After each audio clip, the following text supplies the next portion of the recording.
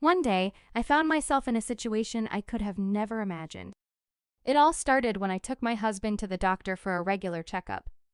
What was supposed to be a routine visit turned my world upside down. Dr. Lawrence, with a grave expression, shared some shocking news about my husband. The severity in his eyes told me this was no joke. I felt a wave of panic and disbelief wash over me. My husband, who I had cared for through his illness, was now a source of fear and concern. Dr. Lawrence urged me to consider my safety, suggesting I might need to distance myself from my husband. His words left me feeling overwhelmed and scared. My name is Betty Friedan, and I'm a 50-year-old who has dedicated 10 years to working at a leading pharmaceutical company. That place has become my second home, offering comfort and a sense of belonging. Despite my age, I've continued to work full-time, earning the respect and admiration of my colleagues. Not many people my age are still working as I do, but I've never minded. My dedication to my job was partly because I remained single until 4 years ago. My manager, Gerald, and I shared a close bond, partly because we were both single. He once jokingly asked if I was ever going to get married, a comment that could have been taken the wrong way, but I knew it was all in good humor. Around that time, I was secretly seeing Richard, who would later become my husband. Richard was a bit older, previously married and divorced, and like me, wasn't interested in having children. We met through a marriage consultation service, seeking companionship for our later years. Choosing to keep our relationship private, we didn't share our plans with anyone, even as our manager made light-hearted jabs about marriage.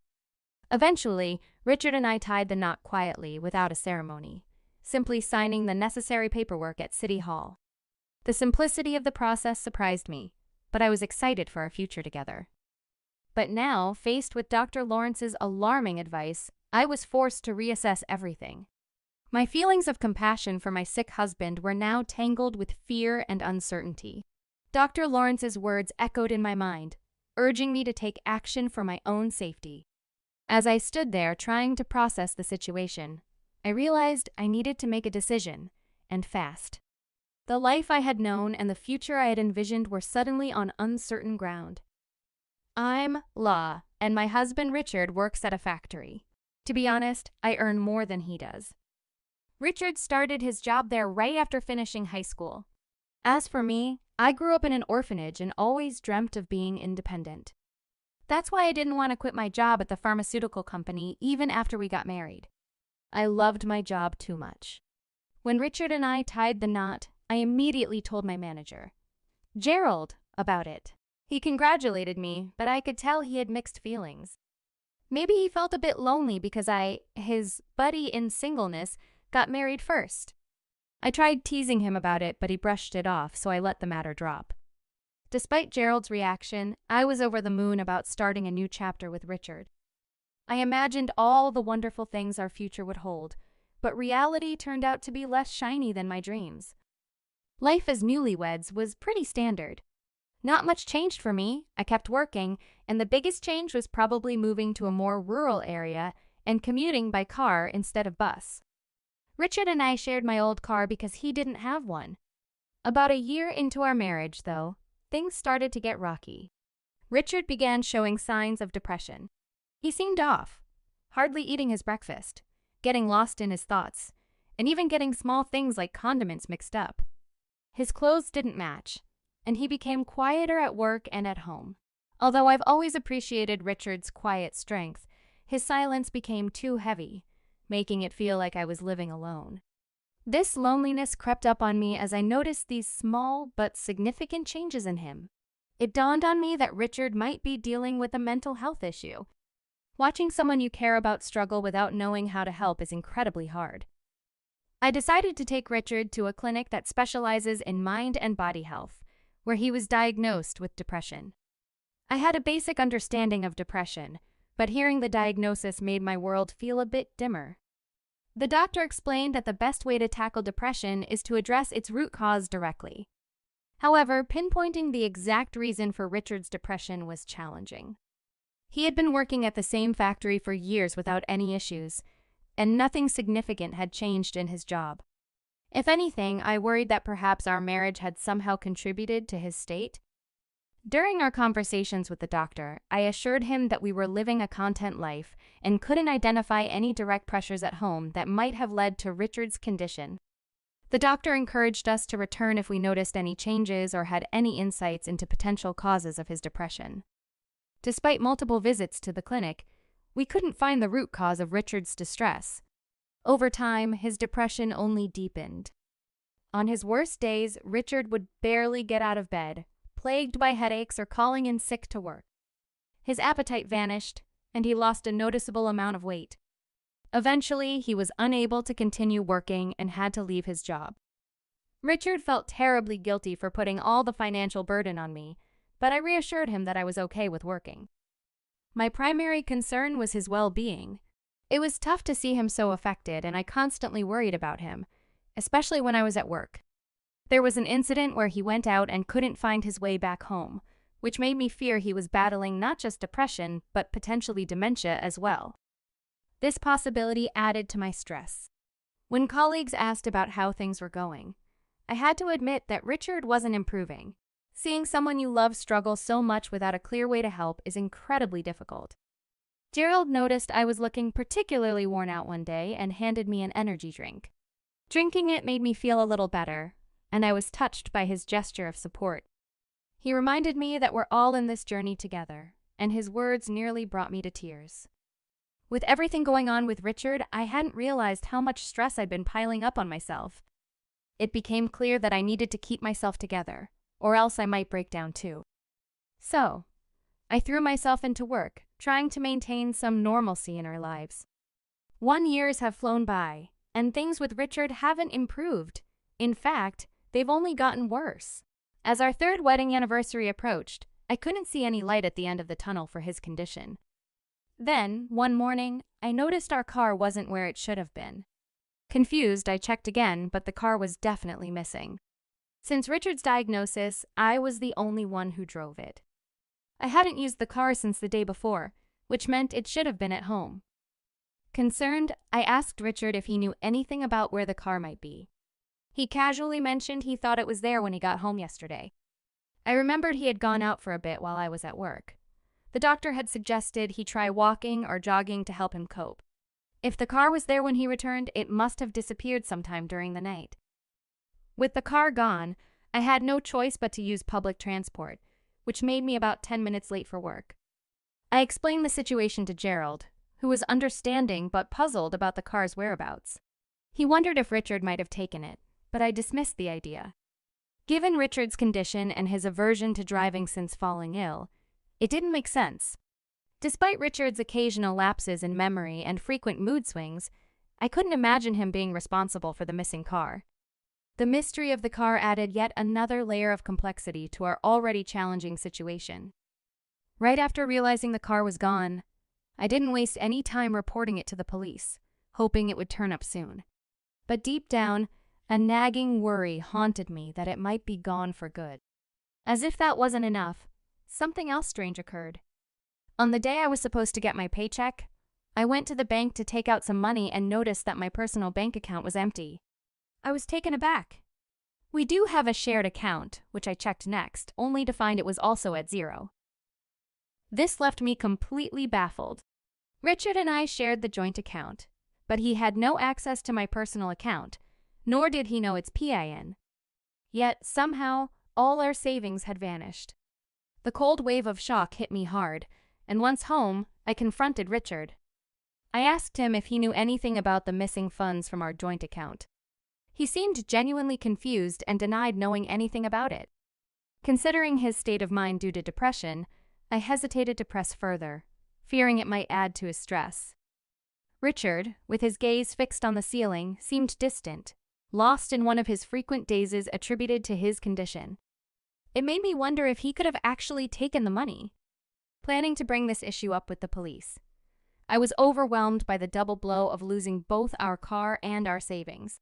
The financial pinch was sharp, made worse by my lack of a family safety net, having grown up in an orphanage with no parents to turn to for help. Amidst these troubles, it was suggested that we switch Richard to a larger hospital with more resources than the small community psychiatric clinic we'd been using.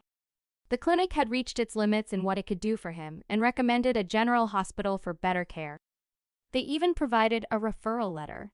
So, we decided to make our first visit to the general hospital, taking a taxi there.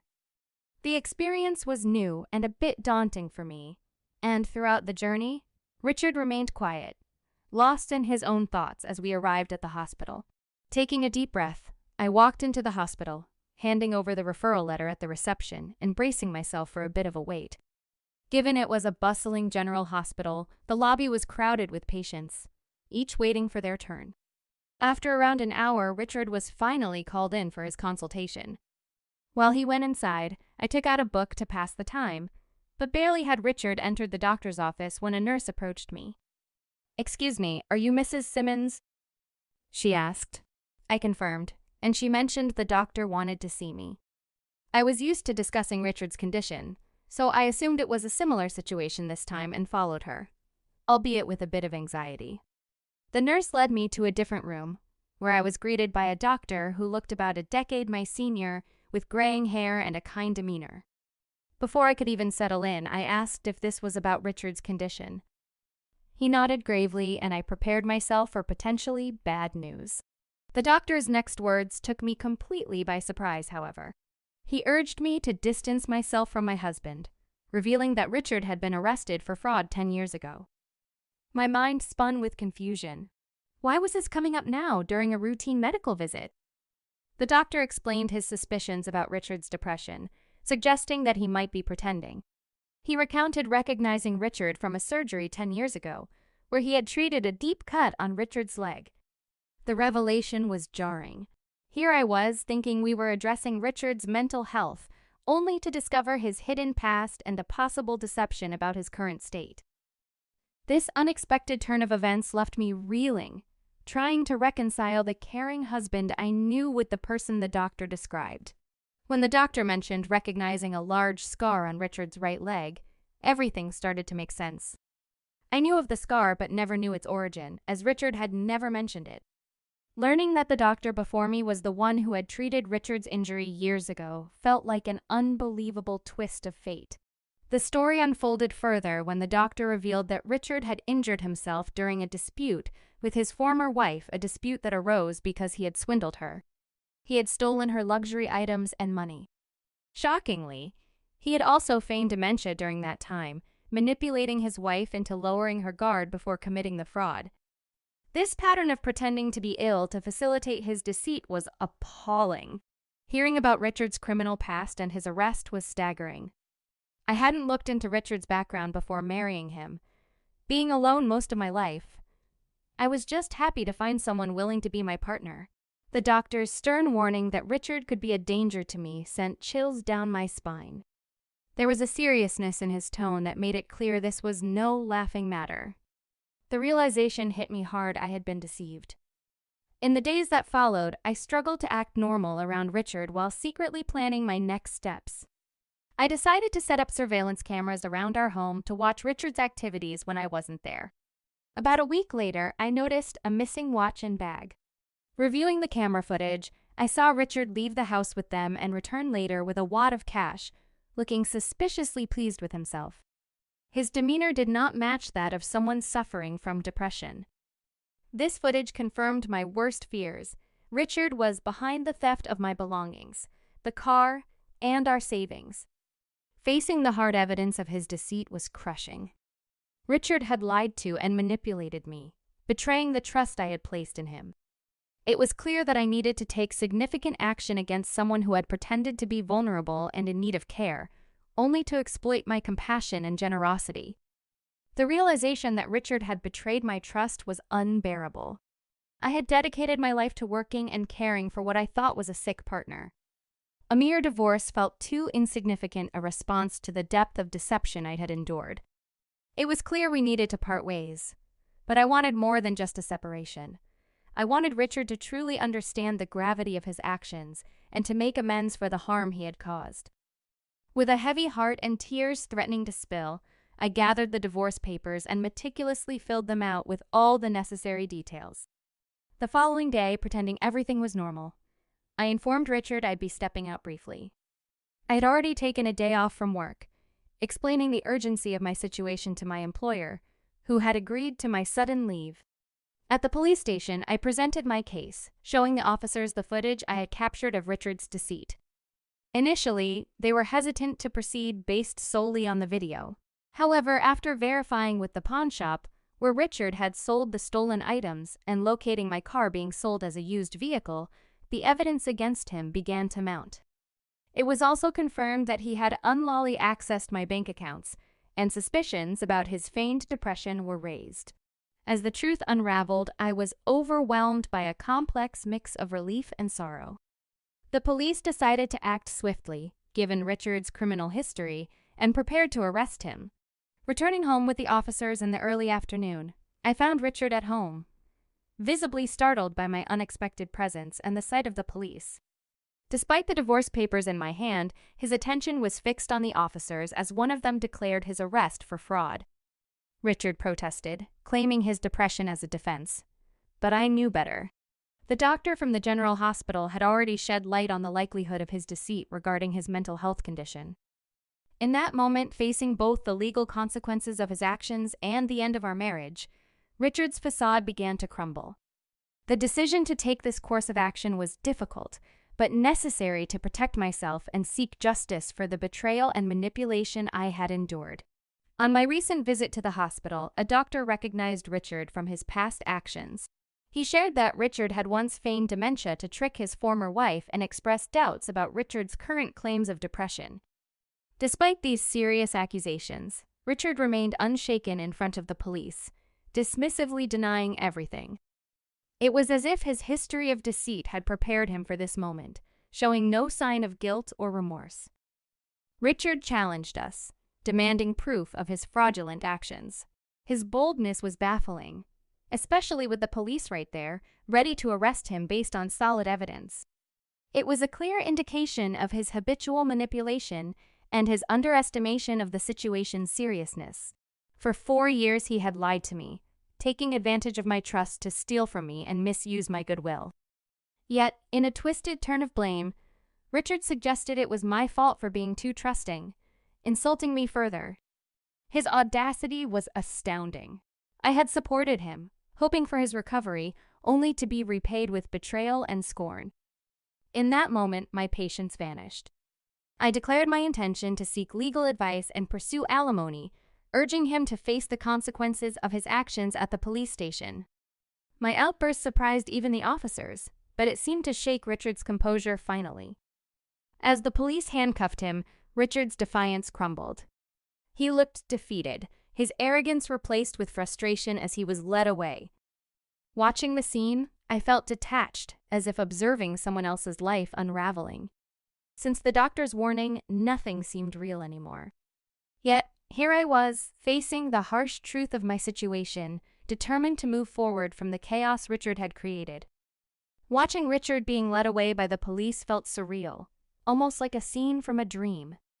This moment marked a turning point, allowing me to envision a return to my life before the chaos of marriage engulfed it. Though a sense of relief washed over me knowing I wouldn't spend my future under Richard's manipulative control, a wave of loneliness followed.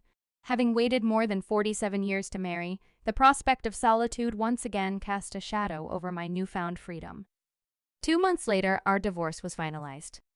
The process had been slightly delayed due to Richard's arrest, but by the time everything was official, my emotions had settled, enabling me to reflect on our shared history with a clear mind. Richard's future was uncertain, facing imprisonment for his second offense. I could only hope this experience would lead him to sincerely reconsider his choices. In the wake of our marriage, which had dissolved into nothing more than a disillusioning memory, I found myself pondering my next steps over a simple lunch at work.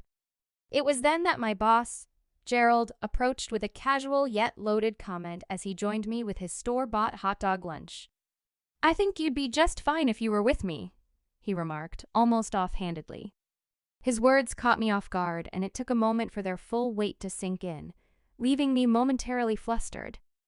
"Yes, I'm serious," he added, seeing my hesitation, his tone smooth yet sincere. I was speechless, my lunch momentarily forgotten as I processed his proposition. Gerald then returned to work, leaving me to contemplate his unexpected offer in a daze. The idea of a romantic relationship with Gerald had never crossed my mind. Yet I couldn't deny the care and stability he had always shown me. His steady presence and responsible nature suddenly cast him in a new light, despite my initial reaction to evaluate such matters. As I continued eating, the seeds of possibility Gerald had planted began to take root, suggesting a future I hadn't dared to imagine until now. The thought of inviting Gerald out for a meal after work sparked a warmth within me, kindling a sense of hope for the future. Perhaps this was the perfect moment to embark on a new journey, to explore the possibility of happiness and companionship once again. The idea of stepping out of my comfort zone and into a new beginning with someone who had shown me kindness and support felt both thrilling and comforting. Tonight, I decided, could be the start of something new